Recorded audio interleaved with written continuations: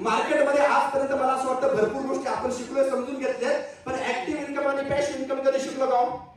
Active income आणि passive income आपण कधीच शिकलो नाही. तर मार्केटमधला ऍक्टिव्ह इन्कम आणि पॅसिव्ह इन्कम तोच आपण सनेजमध्ये कसा घेऊ शकतो, शॉर्टकट मध्ये ठोक सनेचा प्लॅन काय तो समजून सांगण्याचा मी प्रयत्न करतो. तर मार्केटमध्ये जो आपण ऍक्टिव्ह पॅसिव्ह इन्कम घेतो तो कसा बघा, आपण जर मार्केटमध्ये येवले चहाचं शॉप पाहतो ना, येवले चहाचं शॉप, तर येवलेवाल्याने जे शॉप कात्रजला चालू केलं, एक चहा 10 रुपयाला खपतो. किती रुपयाला जातो?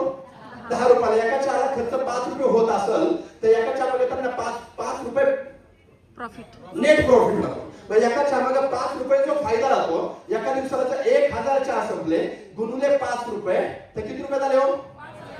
5000 रुपये एका दिवसाला. तर एका महिन्याला किती झाले? 1.5 लाख एका महिन्याला. तर एका वर्षाला किती झाले? 18 लाख रुपये.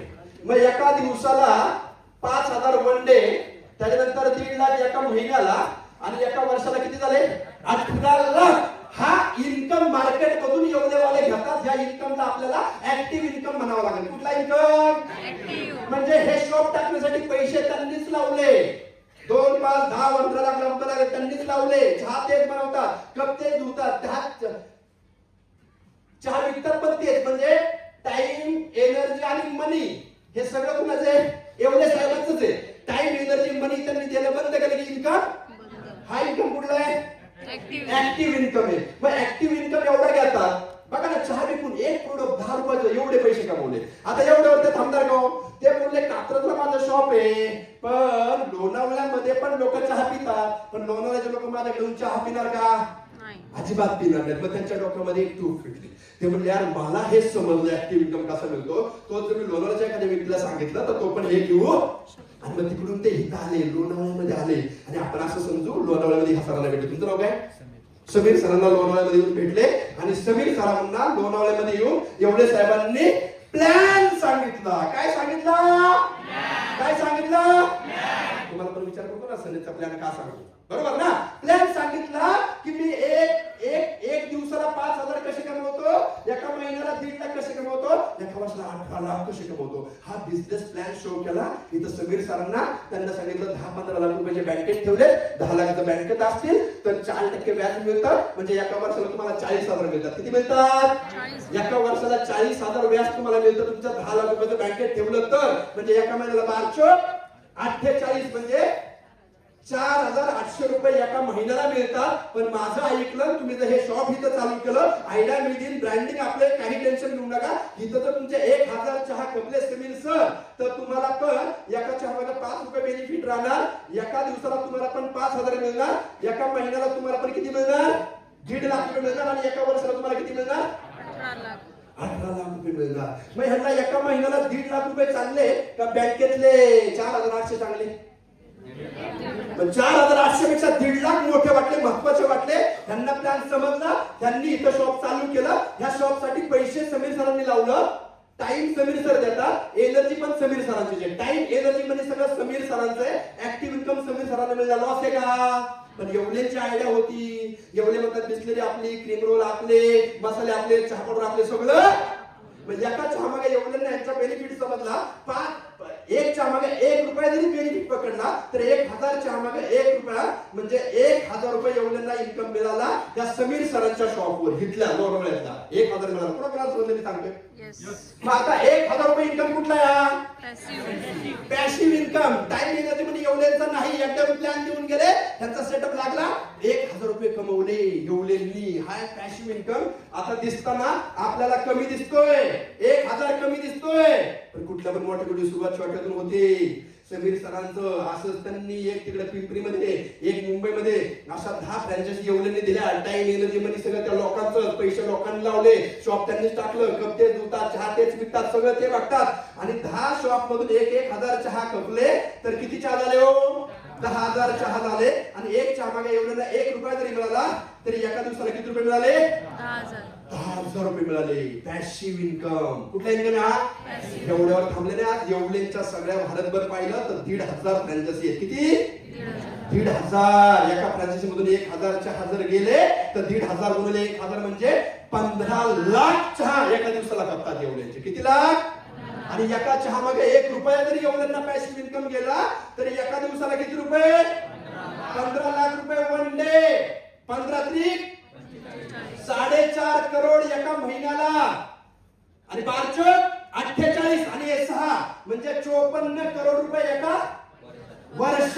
येवल्यांनी कुठला इन्कम कमवला? कुठला इन्कम कमवला? आता सनेजमध्ये ऍक्टिव्ह पॅसिव्ह इन्कम पण मिळतोय, तुम्हाला माहितीये का? आता हेच उदाहरण, हे येवले आहेत ना, हे समीर सर आपले सनेजचे येवले. कुठले? सनेजचे येवले. आपला सनेजचा बिझनेस प्लॅन काय सांगतो? तुम्ही जर इथं आले, रजिस्टर तुमचं केलं, रजिस्ट्रेशन केलं, तुम्ही डिस्ट्रीब्युटर बनले आणि प्रोडक्ट परचेस केले. आपण प्रोडक्ट कशाला परचेस करतो सांगा बरं? आपल्याला घरात पाहिजे ते, किंवा आपल्याला कोणाला विकायचे असतील, द्यायचे असतील तर.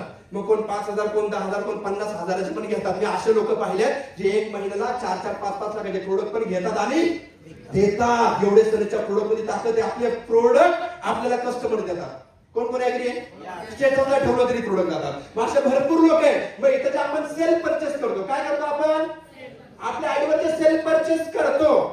एकदा डिस्ट्रीब्युटर झालो की आपल्याला डीपी प्राइसने प्रोडक्ट मिळतात. मग तो काय असतो? कमिशन कुठला असतं? ते आपण रिटेल प्रॉफिट मिळतो. राईट आहे का?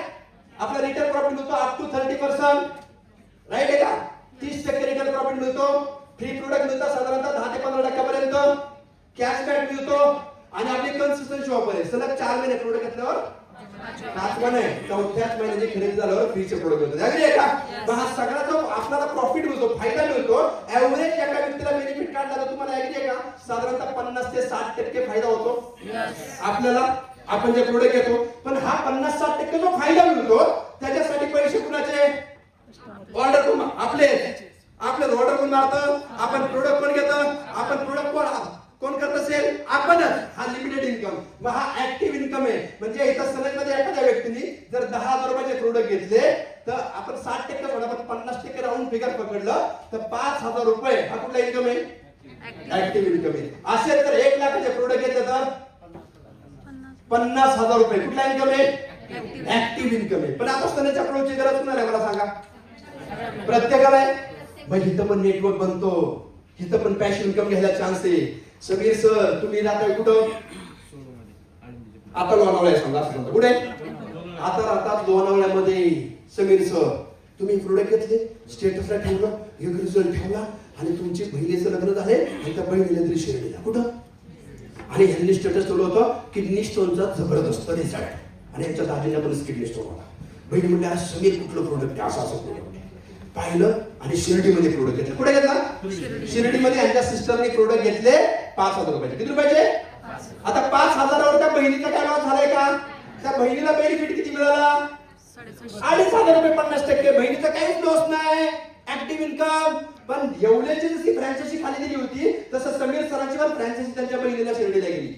5,000चे प्रोडक्ट. दाजीला रिझल्ट आला. दाजीच्या ऑफिस मध्ये राहत होते ना, त्यांच्या मित्राला मुलगा त्याचा त्रास होता. हो. आणि दाजीने यांच्या स्टेटसला ऐकलं होतं की मुलगा पण प्रोडक्ट. दुपारच्या जेवणाच्या सुट्टीमध्ये बसले. हे कुठे साहेब? लोणावळा. यांची बहीण कुठे? प्रोडक्ट कुणी घेतले? बहिणीनी. कुणासाठी? मिस्टरांसाठी. म्हणजे यांच्या. आणि दाजी जेवायला कुठे बसले? आणि ऑफिस मध्ये दाजीच्या मित्राला कुठला त्रास होता? आणि तिथे चर्चा होता दाजी म्हटले लई भारी प्रोडक्ट आहे. दाजींनी सांगितलं त्यांच्या दाजींच्या मित्रांनी पण 5,000चे प्रोडक्ट घेतले. कितीचे? आता दाजींच्या मित्राला किती बेनिफिट झाला? 2,500. लॉस काय झाला का? पण आपला ठोक बिझनेस त्याला सांगतो आपल्याकडे जी टीम बनती, जे नेटवर्क बनतं, आपल्या टीम थ्रू जर राईट वेळी कंडिशन मध्ये काम केलं तर एव्हरेज आपल्या नेटवर्क मध्ये जो ग्रुप टर्नओव्हर जो बिझनेस होतो एव्हरेज 9 ते 12% इन्कम जनरेट होतो. सोडून द्या एव्हरेज 10% बघू आपण. किती टक्के? मग त्या दाजींच्या मित्रांनी 5,000चे प्रोडक्ट घेतले, त्याच्यावर 10% इन्कम समीर सरांना किती रुपये आला? किती रुपये आला? किती रुपये आला? हॅलो. हा कुठला इन्कम आहे? कमी आहे पण पॅसिव्ह. टाइम एनर्जी मध्ये सगळं लोकांचं.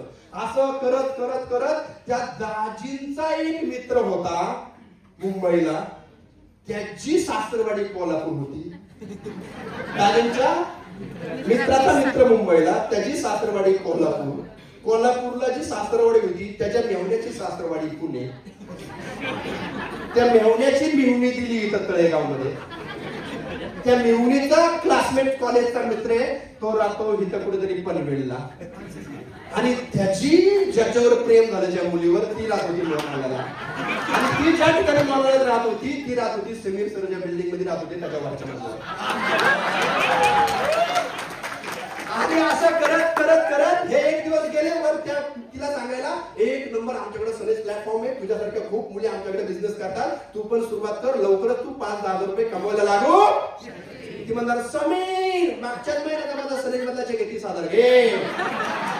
आणि ती पुण्याच्या टीम मध्ये नेटवर्क मध्ये त्याला म्हणतात नेटवर्क मार्केटिंगची ताकद बॉस, लक्षात ठेवा.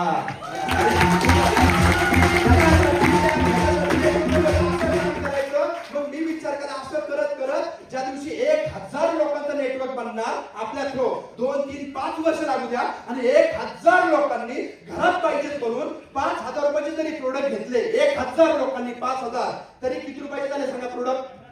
50 लाख. आणि 50 लाखावर एव्हरेज 10% इन्कम किती येणार? 5 लाख रुपये. आता लग्न झालं नाही झालं वही टेन्शन घेऊन चला 1,000 लोकांचं नेटवर्क बनवा, महिन्याला 5 लाख रुपये इन्कम यायला लागला समीर सरांना, तर किती स्थळ येतो सांगा मला? लाईन लागल करे. हे ताकद आहे मग नेटवर्क मार्केटिंगची. याच्यासाठी सगळ्यांचा प्लॅन शो करा, याच्यासाठी लोकांना